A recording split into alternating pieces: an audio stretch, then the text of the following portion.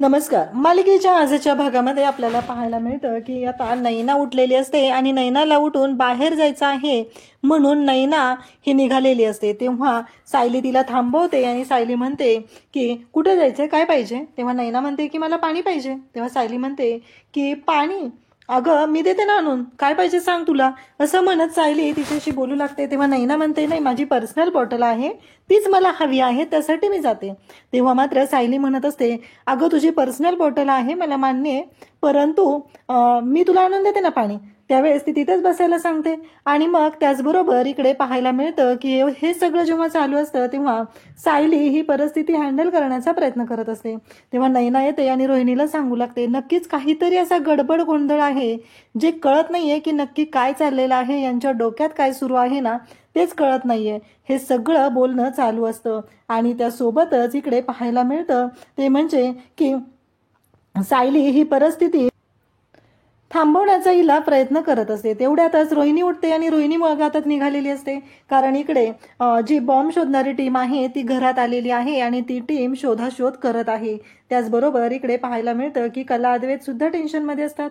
रोहिणी उठून निघालेली असते. तेवढ्यातच आता तिथे समोर कला येते आणि कला म्हणू लागते की हे सगळं काय घडतंय. कारण ती म्हणते की नाही तुम्हाला कुठे जायचं आहे. तेवढ्यातच समोरून सायली येते आणि सायली बोलू लागते काय झालं. आणि मग सायलीला मात्र इकडे कला म्हणते की अगं यांना वॉशरूमला जायचंय. सायली म्हणते त्या वॉशरूम मधलं पाणी गेलेलं आहे ना, म्हणून तुम्हाला सांगत आहे की तुम्ही इकडे जा, असं हे बोलणं चाललेलं असतं. आणि त्यासोबतच इकडे कला त्यांना थांबवते, त्याचबरोबर सायली थांबवते. आणि मग आता रोहिणी म्हणते की मग नक्की काय करायचंय, कोणत्या वॉशरूम मध्ये जायचं आहे, हा प्रश्न रोहिणीला पडलेला असतो. रोहिणीला खरं तर या सगळ्या गोष्टींचा खूप राग येत असतो. रोहिणीला ही गोष्टच नको असते आणि म्हणून ह्या सगळ्या गोष्टी अशा पद्धतीने चाललेल्या असतात. रोहिणीला संशय आलेला असतो म्हणून ती बोलत असते. तेवढ्यातच पूर्णाजी त्याचबरोबर सगळेजण तिथं असतात आणि मग रोहिणी त्याचबरोबर सगळेजण बसलेले आहेत. तेव्हा सायली म्हणत असते की एवढं पूर्णाजी तिथे श्रीकृष्ण जन्माष्टमीची कथा सांगत आहेत ना, तर त्यामुळेच हे सगळं चालू आहे. आणि श्रीकृष्ण जन्माष्टमीची कथा सांगितली जात आहे आणि तुम्ही सगळेजण असे उठून का चाललेले आहात, म्हणून सायली तिथे थांबवत असते. तेव्हा आबा त्याचबरोबर सगळेजण तिथं आहेत. त्याचबरोबर अद्वैत आलेला असतो आणि अद्वैत आलेला पाहून पूर्णाजी पण खुश झालेली असते. अद्वैतची नजर काढते आणि त्याचबरोबर त्याच्याकडे लाडाने पाहत असते. कारण आता 12 वाजायला आलेले आहेत आणि मुहूर्ताची वेळ जवळ आलेली आहे. तर लवकरात लवकर आपल्याला आता श्रीकृष्ण जन्माष्टमी जन्म जो आहे तो आता सुरू करायला लागणार आहे, असं त्यांचं बोलणं चाललेलं असतं. आणि त्यासोबतच इकडे आता अनामिका सगळेजण तिथं आहेत आणि सगळेजण म्हणत असतात की हो, पूर्णाजी सुद्धा कथा सांगत असते, सगळेजण तिथं आहेत. आणि मग पूर्णाजी सांगते की खरंच श्रीकृष्ण हा सगळ्यांना सांभाळून घेणारा होता, असं पूर्णाजीचं म्हणणं असतं. त्यासोबतच इकडे आता सायली त्याचबरोबर मानसी, कला सगळेजण आता पूजेसाठी तयार झालेले असतात आणि पूजेची तयारी ही जोरदार अशी चाललेली असते. आणि त्यासोबतच पूजा ही सुरू केलेली असते. त्याचबरोबर इकडे पाहायला मिळतं ते म्हणजे की श्रीकृष्ण जन्माष्टमीची पूजा सुरू आहे. अर्जुन, सायली सगळेजण पूजा करत आहेत. त्याचबरोबर मानसी सुद्धा तिथं आहे, सायली तिथं आहे. या सगळ्या गोष्टी छान पद्धतीने चाललेल्या असतात. आणि तेव्हा मात्र इकडे सायली तिथं मदत करत असते आणि इकडे जी टीम आहे त्या टीमचं काम सुरू झालेलं असतं. आणि त्यासोबतच इकडे श्रीकृष्ण जन्म सुरू असतो. हे सगळं खूप आनंदाने खूप छान पद्धतीने सगळं घडत असतं. परंतु अर्जुनच्या डोक्यात, सायलीच्या डोक्यात टेन्शन असतं. घरातील सर्वांना असं वाटत असतं की आत्ता सगळं व्यवस्थित आहे, कोणत्याही गोष्टीची काहीच प्रॉब्लेम नाहीये, असं सगळ्यांना वाटत असतं. पण खरं टेन्शन काय आहे हे मात्र वेगळंच असतं. त्यासोबतच इकडे सायली, मानसी, अर्जुन कोणीच आता चेहऱ्यावरती टेन्शन दाखवत नाहीये. शांतपणे सगळी परिस्थिती हाताळण्याचा प्रयत्न करत असतात. शांतपणे सगळ्या गोष्टी मॅनेज करण्याचा प्रयत्न करत असतात. त्यासोबतच इकडे पाहायला मिळतं ते म्हणजे सायली, मानसी एकत्र पूजा करत आहेत.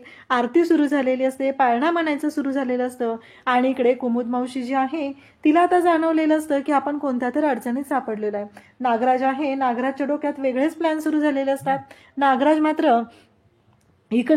मात्र बोलत असतो आणि त्याचबरोबर नागराज तिथे महिपतला कॉल करतो आणि महिपतला सांगू लागतो की महिपतला सांगू लागतो की हिला सगळं आठवायला लागलेलं आहे आणि त्याचबरोबर आपण खूप मोठ्या अडचणीत येऊ शकतो. महिपत बोलत असतो. इकडे पूजा सुरू आहे आणि सुभेदारांसाठी आनंदाची बातमी मिळते. ती म्हणजे ती जी टीम आहे पोलिसांची ती अर्जुनला खुणावून सांगते की सगळीकडे आम्ही शोधाशोध केलेली आहे, कुठंच काही मिळालेलं नाही. आणि इकडे नागराज बरोबर बोलण्यात महिपत गुंग झालेला असतो. तिकडे या सर्व गोष्टी चालू झालेल्या असतात आणि कुमुद मावशी हळुवारपणे तिला बांधलेला जो दोर आहे तो सोडत असते. राहुल्या बाहेर गेलेला असतो तर गायत्री जी आहे ती सुद्धा तोंडावर पाणी मारायला गेलेली असते. आणि तेवढ्यातच महिपतचं लक्ष नाही हे पाहून कुमुद मावशी स्वतःची सुटका करून घेते. आणि इकडे श्रीकृष्ण जन्माष्टमीच्या वेळी आता सुभेदार त्याचबरोबर चांदेकर आणि या सगळ्या कुटुंबावरती आलेलं जे संकट आहे तर हे जे संकट आहे ते मात्र आता दूर होत असतं आणि त्यासोबतच या सर्व गोष्टी ज्या आहेत त्या खूप चांगल्या पद्धतीने घडू लागलेल्या असतात. आणि त्यासोबतच इकडे पाहायला मिळतं ते आजी कुमुद मावशी आहे ती तिथून आता पळ काढत असते. इकडे पूजा सुरू आहे, आरती सुरू आहे. त्याचबरोबर अर्जुन आता त्याच्या चेहऱ्यावरती थोडासा आनंद दिसत आहे. आणि त्याचबरोबर हे सगळं कुटुंब आहे, चांदेकर कुटुंब, सुभेदार कुटुंब खूप आनंदात आहे. कारण आज एकत्र हा सगळा चालू आहे, तो सोहळा चालू आहे आणि तो आनंद त्यांच्या चेहऱ्यावरती पाहायला मिळत असतो. त्याचबरोबर इकडे पाहायला मिळतं ते म्हणजे आता अर्जुनचं टेन्शन कमी झालेलं असतं. कारण घरातला जो बॉम्ब होता तो निघून गेलेला आहे, त्यामुळे अर्जुनच्या चेहऱ्यावरती तो आनंद दिसत असतो. इकडे आता महिपतला कळतं की कुमुद मावशी पळून गेलेली आहे. आणि तेव्हा मात्र महिपत म्हणत असतो की हे सगळं काय झालेलं आहे. गायत्री येते आणि म्हणते साधं एका बाईला तुम्हाला ठेवता आलेलं नाहीये. तेव्हा महिपत म्हणतो म्हणजे. तेवढ्यातच राहुल आलेला असतो. राहुलला कळतं की काय गोंधळ झालेला आहे. राहुल म्हणतो काय सांगता हे सगळं तुम्ही, काय झाले आता हे, असा प्रश्न राहुलला पडलेला असतो. तेव्हा मात्र महिपत सांगू लागतो की ती कुमुद मावशी पळून गेली. आणि एवढं काय त्याच्यामध्ये, आता मीच प्लांट केलं ना, त्या कुमुद मावशीला उचललेलं, खोट्या कुमुद मावशीला आणून ठेवलेलं, एवढ्या सगळ्या गोष्टी केलेल्या आहेत आणि मग काय प्रॉब्लेम आहे असं बोलणं सुरू असतं. तेव्हा मात्र इकडे गायत्री म्हणत असते तुमच्या लक्षात येते का काय गोंधळ घालून ठेवलेला आहे तुम्ही तो, असं सगळं बोलणं चालू आहे. आणि तेव्हा मात्र इकडे गायत्री म्हणत असते की आपण आता प्रॉब्लेममध्ये अडकणार आहोत, असं गायत्रीला भीती वाटत असते. आणि तेव्हा मात्र गायत्री तिथे सगळ्यांना सांगत असते. तेव्हा मात्र महिपत म्हणत असतो चूक माझी झालेली आहे, मान्य, मला माझ्या नजरेतून ती गेलेली आहे. मग तोंडावर पाणी मारायला जायची काय गरज होती. प्लॅन जर सगळ्यांचा एकत्र असेल तर प्लॅन जो कोणी झालेला आहे, ज्याच्याकडून कोणाकडून हा प्लॅन झालेला आहे त्याला ही गोष्ट कळलीच पाहिजे ना. आणि त्या सगळ्या आता फेल झालेला आहे तर त्याची जबाबदारी सुद्धा सगळ्यांनी घेतली पाहिजे, असं महिपत बोलत असतो. तेव्हा मात्र राहुल म्हणतो की जर असं काही झालेलं असेल तर आपण खूप मोठ्या अडचणीत सापडणार आहोत, ही गोष्ट मात्र लक्षात घ्यायची आहे. महिपतला खूप राग आलेला असतो. महिपतची चिडचिड होत असते. महिपतला कळत नसतं की हे सगळं काय घडतंय. आणि महिपत म्हणत असतो की या सगळ्याला जबाबदार कोण आहे, तुम्ही मला एकट्याला जबाबदार ठरवू शकत नाही. आता ही कुमुद मावशी जोपर्यंत वेड्यासारखं कोणी समोर आलं की नाटक करते, ती आता किचनमध्ये आलेली असते. आणि किचनमध्ये येऊन तिने दुधाचं पातेलं घेतलेलं असतं, कमरेला तिची जी बॉटल असते ती बॉटल काढलेली असते आणि त्या बॉटलमधलं पॉयझन लिहिलेलं असतं. त्या बॉटलवरती ते जे औषध आहे ते दुधाच्या पातेल्यात मिक्स करू लागते. आता तिने त्या दुधाच्या भांड्यात औषध मिक्स करत असते आणि त्याच वेळी नेमकी अस्मिता तिथे येते आणि अस्मिता धडकते. तुम्हाला काय हवंय का, असं अस्मिता तिला विचारत असते. तेव्हा मात्र कुमुद मावशी तिला सांगू लागते की नाही मला काही नकोय, असं कुमुद मावशी तिला सांगत असते. तेव्हा मात्र अस्मिता म्हणते पण मला एक कळत नाहीये की तुम्ही इथे, तेव्हा ती लगेच बोलायला लागते आता सगळं संपणार आहे, आता सगळं असं होणार आहे, अशा पद्धतीनं गोष्टी होणार आहेत, हे सगळं बोलणं तिचं चाललेलं असतं. आणि तेव्हा मात्र ती इकडे बोलत असते, ती अशा पद्धतीने बोलत असते. आणि त्याच वेळी इकडे पाहायला मिळतं ते म्हणजेच की ती सांगत असते त्या खिडकीतनं आलेला अशा पद्धतीने ती बोलत आहे. आणि तेव्हा मात्र अस्मिताला टेन्शन येतं, ही बाई काय बोलतीये, नक्की काय झालेलं आहे, हा प्रश्न अस्मिताला पडलेला असतो. आणि अस्मिता मात्र इकडे आता बोलत असते आणि अस्मिता म्हणत असते की नाही नक्कीच काहीतरी वेगळा प्रॉब्लेम आहे. आणि अस्मिता तिला बोलण्याचा प्रयत्न करत असते, ती अस्मिताला मारायला तिच्या अंगावरती धावत असते.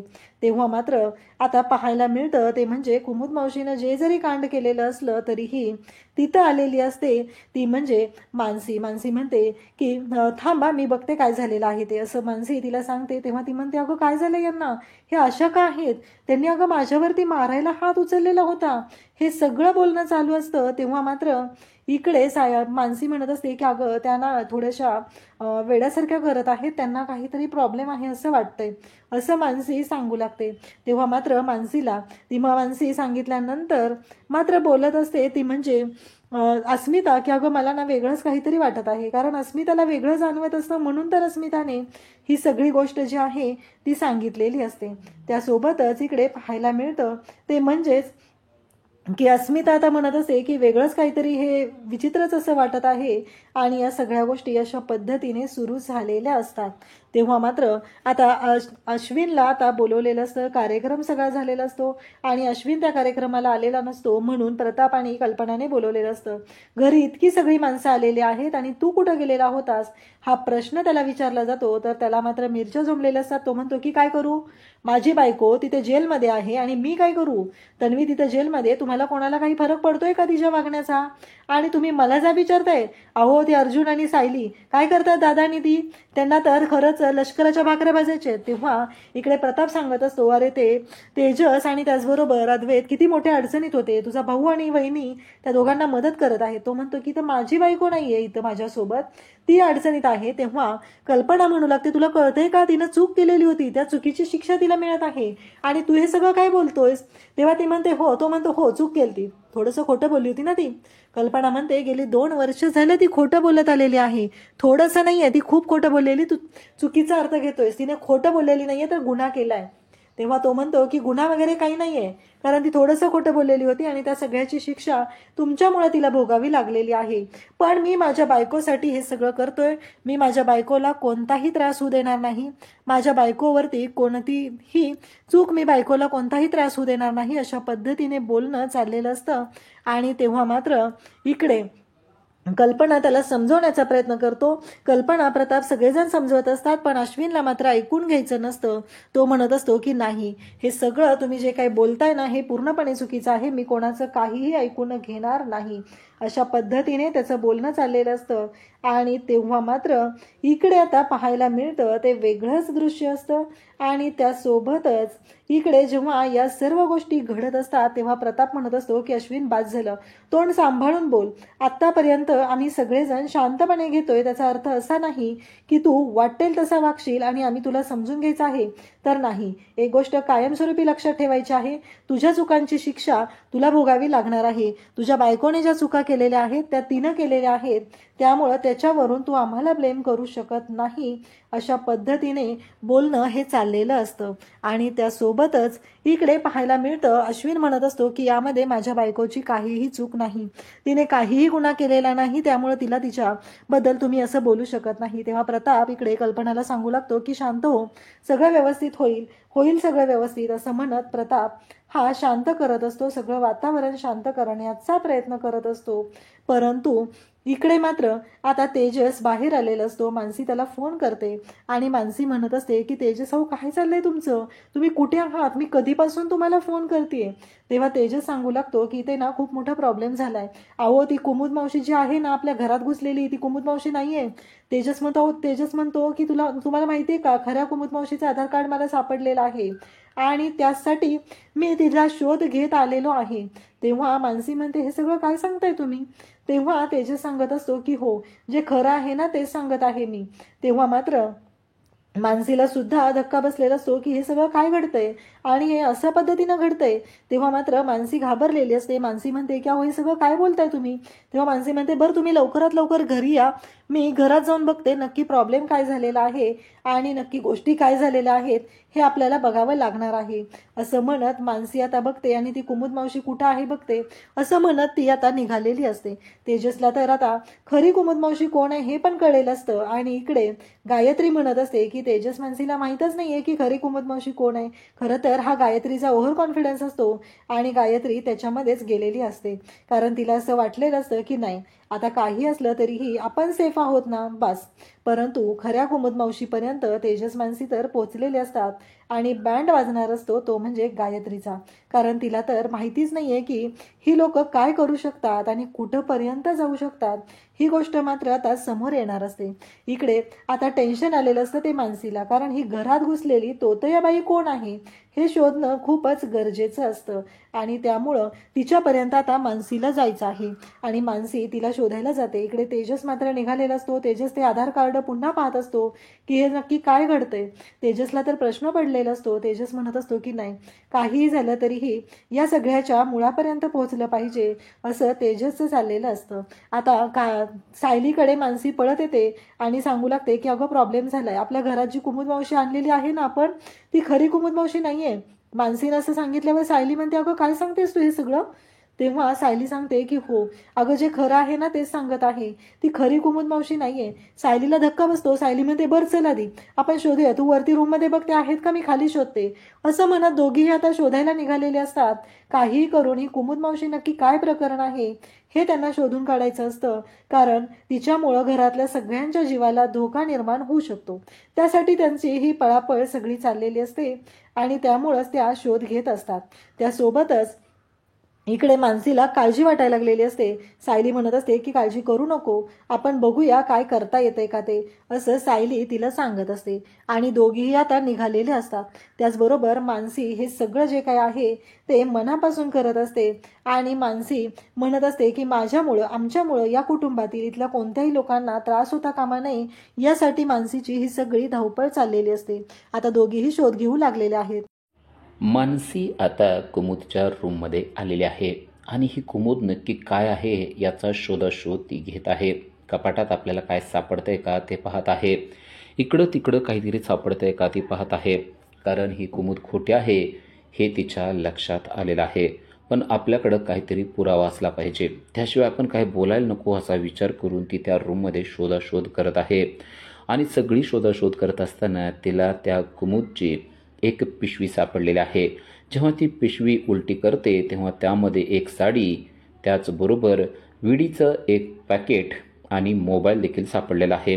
तिला कळलंय की ही कुमुद विडी पिते. त्याचबरोबर तो मोबाईल जो आहे तो महिपतचा नंबर सेव्ह केलेला मोबाईल आहे आणि त्यावरून तिला स्पष्टपणे कळतं की ही खोटारडी कुमुद आहे आणि आता आपण हिला सोडलं नाही पाहिजे. तिनं लगेच ठरवते की या कुमुदला आपण जकडून ठेवायचं, म्हणजेच बांधून ठेवायचं, कारण महिपतचा नंबर तिच्याकडं आलेला आहे. म्हणजे ही महिपतची हात मिळवणी करून सर्व कुटुंब उद्ध्वस्त करण्यासाठीच इथं आलेले आहे असा संशय आता मानसीला आलेला असतो. आणि तेवढ्यात ती खोटी कुमुद त्याच रूममध्ये आलेली असते. ती पाहते की मानसीच्या हातात तिचा मोबाईल आहे. ती लगेच बोलायला लागते आणि माझा मोबाईल आहे असं सांगू लागते. पण आता मानसीला स्पष्ट कळले की ही कुमुद खोटं बोलत आहे. मानसी तिच्या जवळ जाते आणि म्हणते तू कोण आहेस ते सांग. ती नाटकं करते आणि आव आणून म्हणते की अगं तू असं का बोलते, मी कुमुद आहे तुला माहिती आहे ना, आणि तिकडे गावाला असं काही बोलू लागते. मानसी मात्र तिला सोडतच नाही. मानसी म्हणते तुझा खोटारडेपणा आता सगळ्या लक्षात आलेला आहे, मी तुला अशी सोडणार नाही असं म्हणून डायरेक्ट कुमुदला तिने घट्ट पकडून ठेवलेलं असतं. आता या खोट्या कुमुदच्या लक्षात आलेलं असतं की आपली आता खैर नाही, कारण मानसीच्या हातून सुटणं शक्य नाही आहे हे तिला चांगलंच समजलेलं असतं. ती आता गायवाया करायला लागते आणि मला सोड सोड म्हणायला लागते. मानसी तिला विचारते की हे सगळं कशासाठी केलंय ते नीट मला सांग, आता मी तुला लवकर सोडणार नाही, नाहीतर मी तुला पोलिसांच्या ताब्यात देणार आहे. पोलिसांचं नाव ऐकल्यावर ती अजूनच घाबरून जाते आणि आता ती मानसीबरोबर हातापाय करू लागते आणि मानसीला ढकलते आणि पळून जाणार असते. तेवढ्यात तिकडून सायली आलेली आहे. सायलीनं करकचून तिचे दोन्ही हात घट्ट दाबून ठेवलेले आहेत आणि तिने लगेच अर्जुनला देखील हाक मारलेली आहे. अर्जुन देखील धावत पळत आलेला असतो. आता ही कुमुद बाहेर पळून जाण्याची शक्यताच संपलेली असते, कारण अर्जुन यांच्या मदतीला धावत पळत येतो आणि ह्या कुमुदला घट्टपणे चांगलं सायलीने धरून ठेवलेलं असतं. अर्जुनला हाक मारून ती म्हणते की काहीतरी बांधायला ना, आपल्याला याला बांधायचंय. अर्जुनला कळत नाही की नक्की काय चाललेलं आहे. अर्जुन म्हणतो झालंय काय ते कळेल का.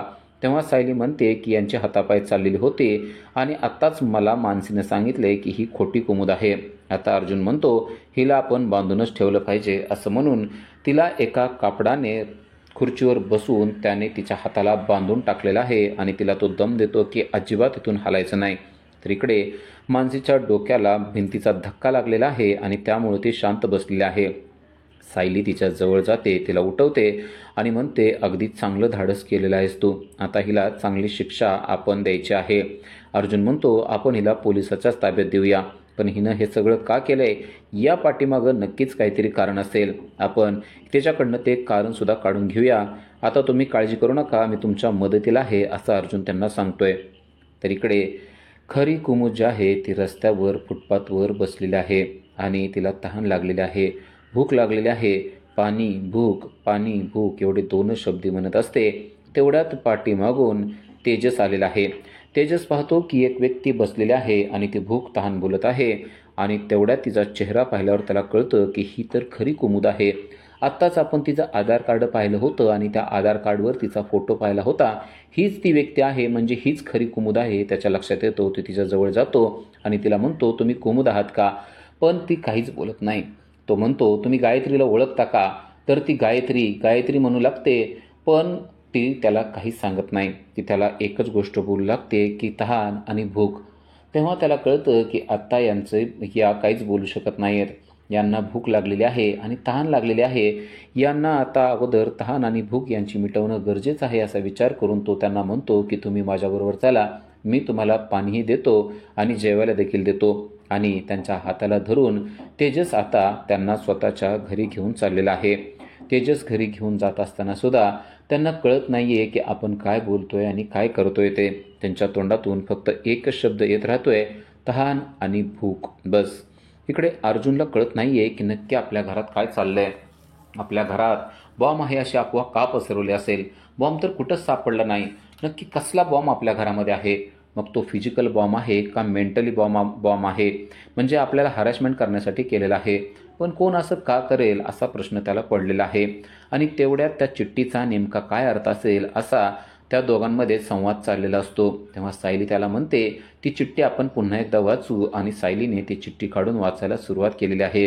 होणार पूजा, होणार आरती, मग मृत्यूचा मिळणार भोग.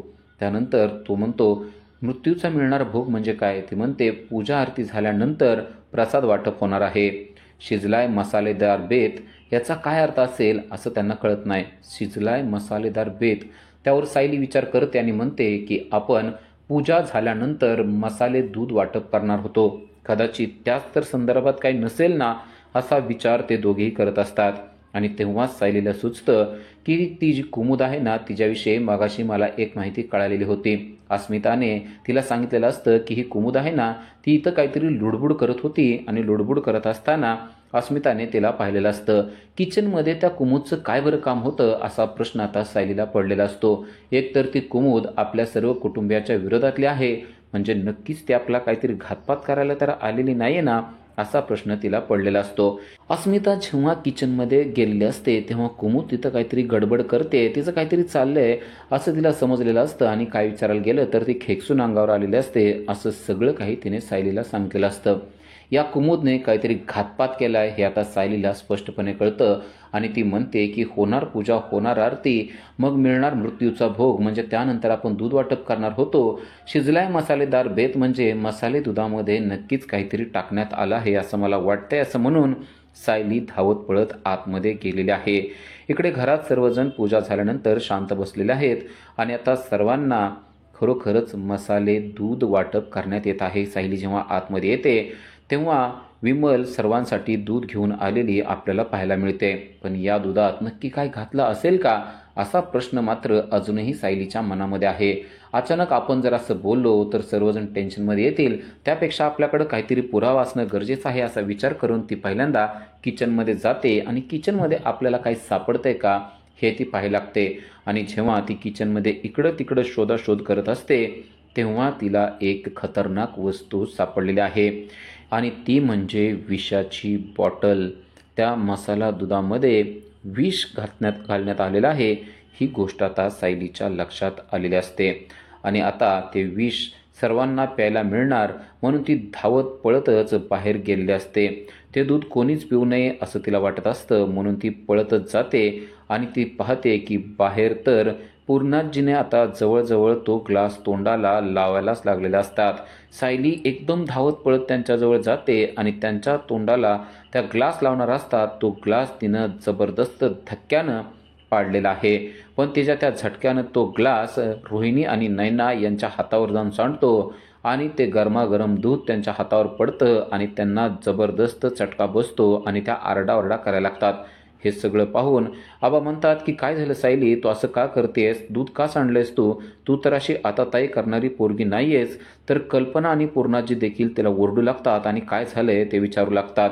इकडे नयना आणि रोहिणी देखील आरडाओरडा करू लागतात, कारण त्यांच्या हातावर ते गरमागरम दूध सांडलेलं असतं आणि त्यामुळं त्यांना चांगलाच चटका बसलेला असतो आणि ते सायलीकडं खूपच रागाने पाहत असतात. पण अजून सायलीनं कशाच्याच गोष्टीचं कोणतंच एक्सप्लेनेशन दिलेलं नसतं. आबा त्याचबरोबर कल्पना आणि पूर्णाजी तिच्याकडं संशयानं पाहत आहेत. पण आबांना मात्र कॉन्फिडन्स आहे की सायलीनं ज्या अर्थी दूध सांडलेलं आहे त्या अर्थीच नक्कीच काहीतरी महत्त्वाची गोष्ट असणार आहे. सायली अशी आताताई करणारी मुलगी नाहीये असा विश्वास त्यांना आहे आणि आता सायलीला ते विचारतायत की नक्की काय झालेलं आहे. उद्याच्या भागामध्ये आपल्याला पाहायला मिळतं की दहीहंडी आयोजित केलेली आहे आणि तिघीही म्हणजेच सायली, कला आणि मानसी सांगतायत की यावेळेस दहीहंडी आम्ही फोडणार आहोत आणि त्यासाठी मुलींचं पथक देखील आलेलं आहे आणि त्याचप्रमाणे थर देखील रचण्यात आलेले आहेत आणि आता तिघी त्याप्रमाणे थरावर चढून दहीहंडी फोडताना आपल्याला पाहायला मिळणार आहेत. हे सगळं ऐकताना तेजस त्याचबरोबर अर्जुन आणि अद्वैत यांना मोठंच आश्चर्य वाटतंय. अद्वैत आतमध्ये गेलेला असतो आणि तेवढ्या तिकडं दहीहंडीची चांगलीच तयारी सुरू झालेली असते. दहीहंडीची तयारी सुरू झालेली असते, थरावर थर लागत असतात आणि त्या थरावर सायली चढलेली असते आणि तेवढ्यात धावत पळत अद्वैत आलेला आहे.